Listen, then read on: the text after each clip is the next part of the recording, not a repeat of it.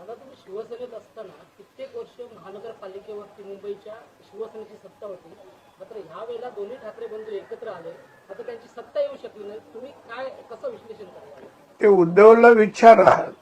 आम्हाला बाहेरचा मार्ग दाखवला, त्यामुळे नफा तोटा काय होतो त्याचा अनुभव आलाय उद्धव ठाकरेला.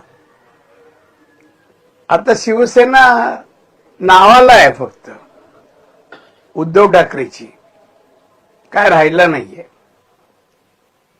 त्यामुळे एकत्र आले काय, एकत्र सुरुवातीला होते तेव्हाही काय करू शकले नाही, दोन वेगळे झाले तेव्हाही काय नाही, आता परत एकत्र येऊन काही नाही, काही नाही.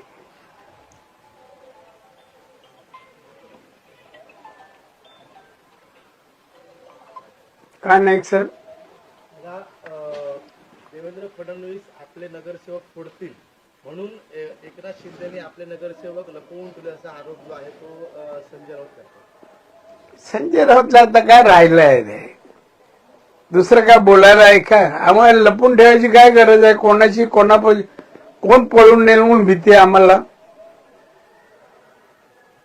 त्यामुळे असं काही नाहीये. आणि संजय राऊत आता त्याला बातमीच राहिली नाहीये.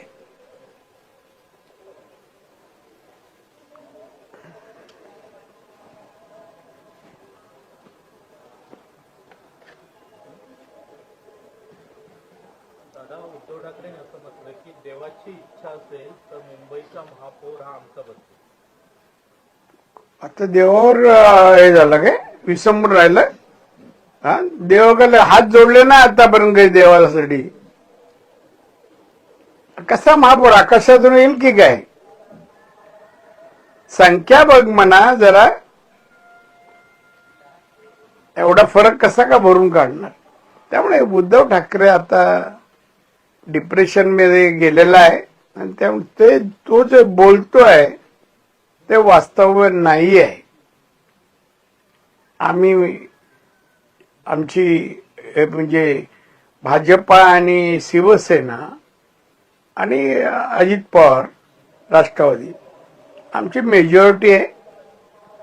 आणि महाराष्ट्रात जवळपास 25 महानगरपालिकेत सत्ता आली. आता तरी मला शहाणा बनणार ना, काय आहे गरीब असताना.